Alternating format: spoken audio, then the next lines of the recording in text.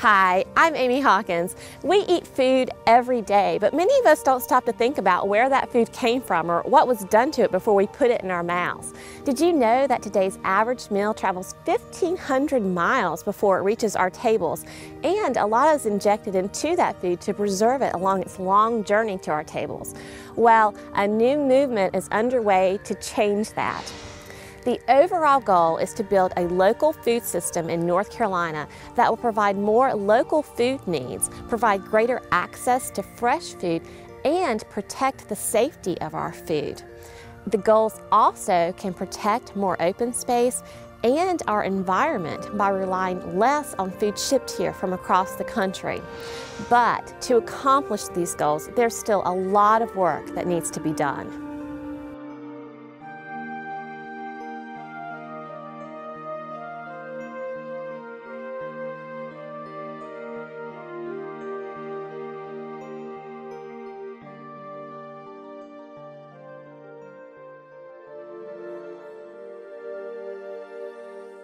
The more we learned about the food system, the more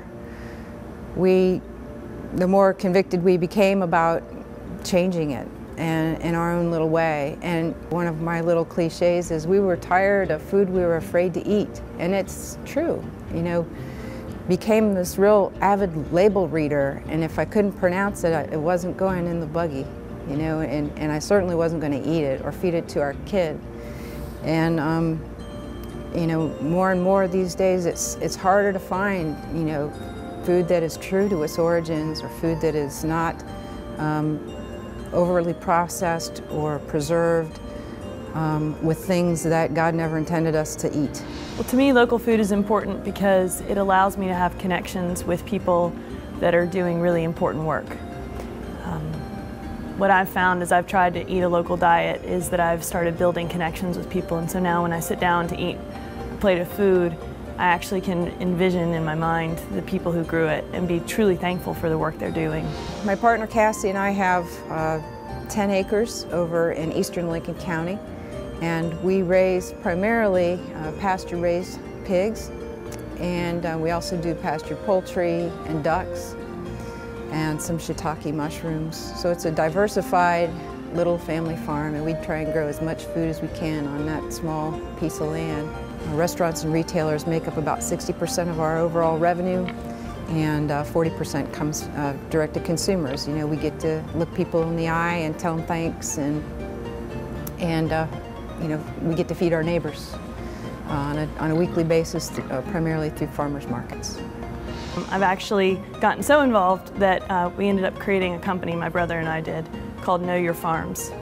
And we go out to farms in the Charlotte area, and we pick up food from them and we bring them back to groups of people in Charlotte, Davidson. We have about 70 families that we work with right now. Well, I think taste is important. We all know that that's probably the main determinant of what people eat more than the nutritional quantities in any particular food. And food that's grown locally and fresh tends to taste better than the canned spinach, say, that you may remember from school lunch days.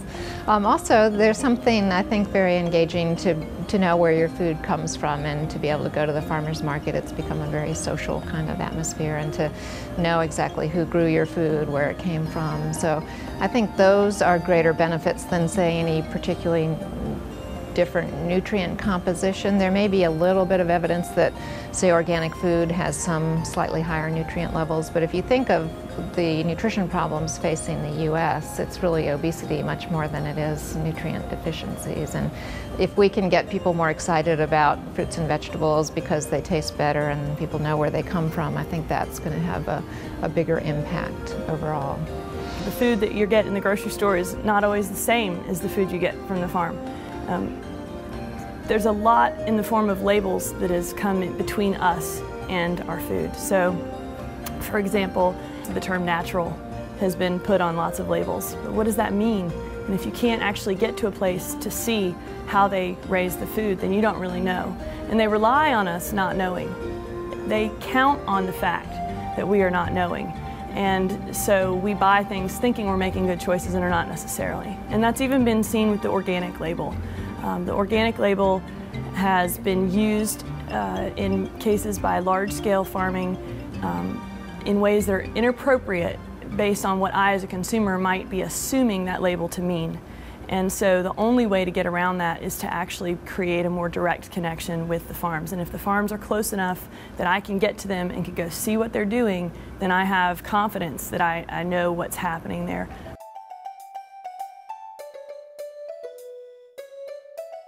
And I think the local economies, the worse that the global economy gets, the more we're going to have to return to decentralized economies of all types, especially around food. But the production of food touches our lives in so many different ways. This is the best way to start.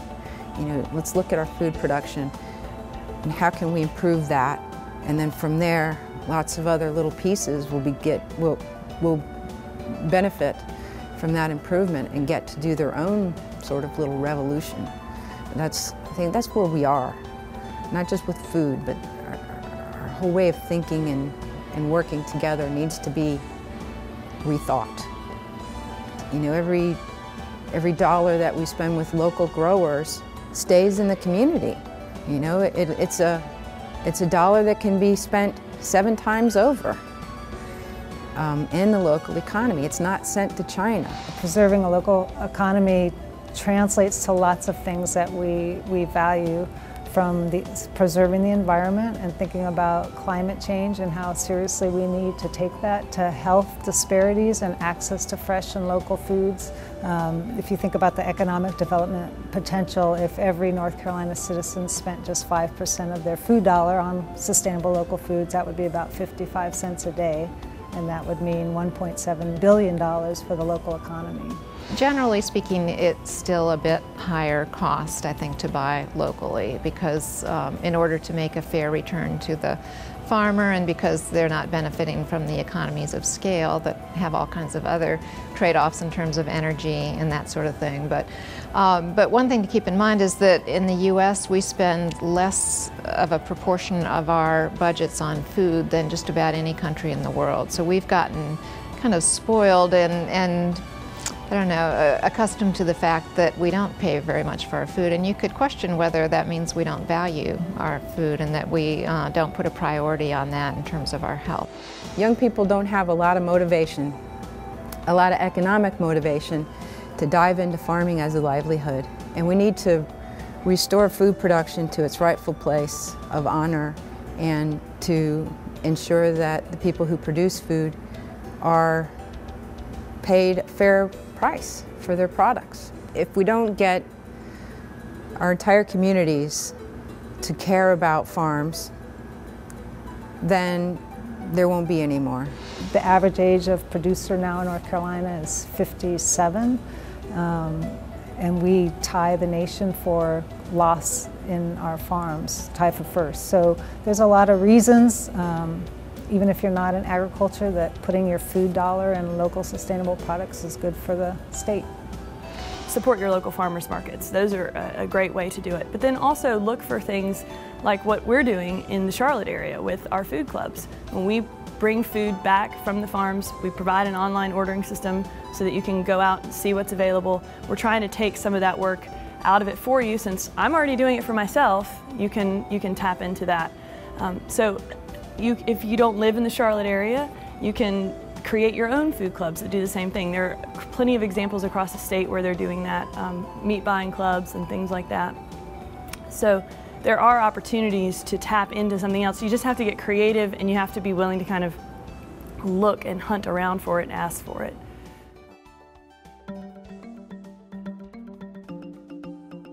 The first thing we did was put together an advisory committee, and it's very broad spectrum. It's made up of about 77 people representing different aspects of the food system, from producers to processors to distributors to buyers to people in the health professional to county managers. And we're now having a series of regional meetings across the state to gather input and ideas. From those, we'll put together some working issues teams that will kind of drill down in various issues that emerge. We'll have a state summit March 2nd and 3rd, and it will result in a state action plan, and hopefully an ongoing process from then on to revise and rebuild and continue and implement. Part of the action plan will be a local toolbox for communities to have ideas and ways for them to enhance the local production and consumption in their own community. If we don't take steps at the legislative level to try to protect some of these things and make sure that there's incentives and make sure we're funding the things that are already in place to take care of those, then we can spend as much time as we want in creating a farm to fork movement, and it'll be moot because the transportation costs that are going to be involved in trying to get the food from these distant rural areas into the urban areas is going to be too great. I mean, our land use policy is crucial. You know, in this area we've seen the land values get so far out of reach that there's no possible way that a farmer could afford to purchase the land or that they could ever get the money back out of it. Cooperative extension has been really great at helping support growers and give us better tools to promote ourselves more effectively. Cooperative extension is a part of the outreach of North Carolina State University and North Carolina A&T State University. So we have access to resources, groups of specialists, and lots of different programs and research that are happening all over the state and the southern region, and so we have the opportunity to bring those individuals to Cabarrus County.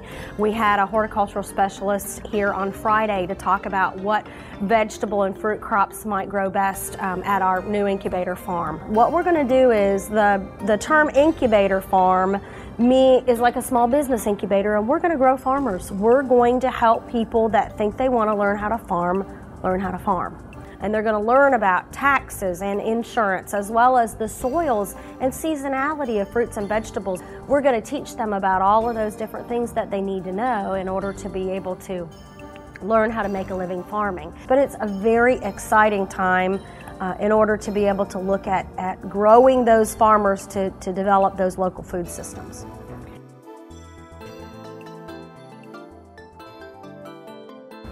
You know, it's becoming easier because people are starting to make the connection between the quality of their food and the quality of their life. You know, whether it's their health or their well-being or, you know, time with their family or, you know, how the pleasure that they get out of a meal instead of it just being something to keep them from being hungry. It's something to, you know, it's just a little celebration 3 times a day. I think the more people that get excited and get educated and get involved, the more traction we have and the more exciting things that'll come out of it. I think probably, you know, in the future we're going to hopefully see more producers. We're going to see more farmers markets. We're going to see, I'm hopeful that we see access to fresh local food in the schools, in the hospital, and a variety of different places that we really need people to be eating healthy, because ultimately it is a health issue. Well, I would love to see policies implemented that would make it easier to make some of these connections between the producers and the consumers, and of course one obvious place would be the schools.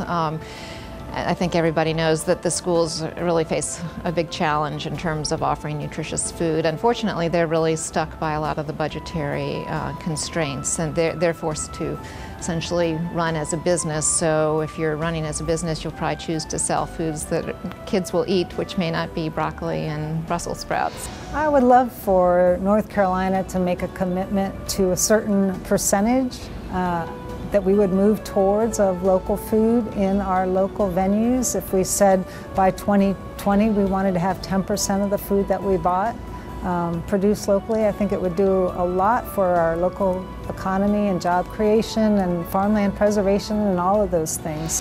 Farmers markets are great, but they rely on farmers being pretty close to market. So what I think we need is to start rebuilding some infrastructure.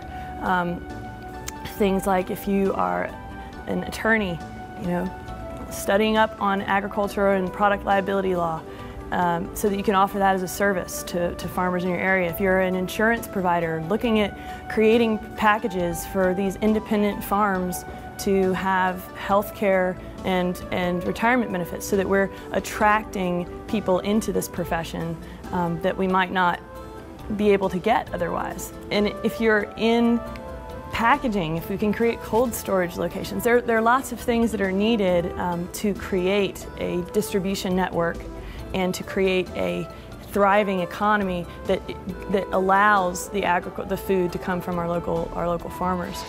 Production to market was broken. In North Carolina, there's almost no place for local producers to get their animals processed and packaged in a way that would be appropriate for retail. We've lost all that infrastructure over the years. So it was seeing all that broken infrastructure in the middle.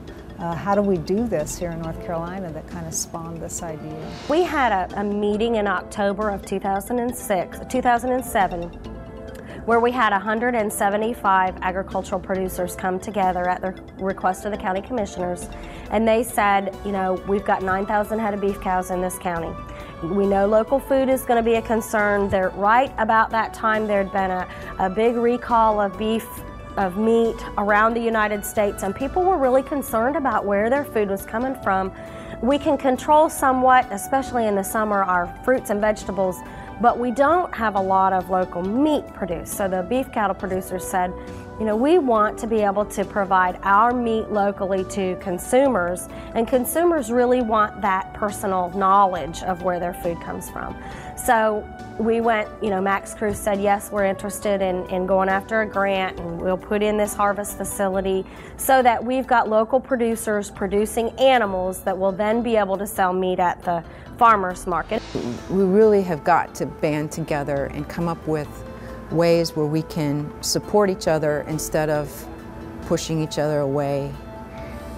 And I mean, it's critical to our future. I mean, we're at a really important point right now to make some positive changes, or, you know, we won't have places to farm. We won't have people who want to. And, you know, we need to restore farming as a profession to its rightful place. I mean, we are growing food. Nobody can live without it. If you would like to share your input about ways to build a local food economy here in North Carolina, then make plans to attend the Farm to Fork Summit in Raleigh. This summit will explore the outcomes of the 6 regional meetings and working issues teams, provide input about implementation, and help produce a statewide action plan for building a local food economy. The Farm to Fork Summit will be held March 2nd and 3rd at NC State University's McKimmon Center. Registration is required. To register for the summit or to learn more about the Farm to Fork initiative and how you can be involved, log on to www.cefsfarmtofork.com.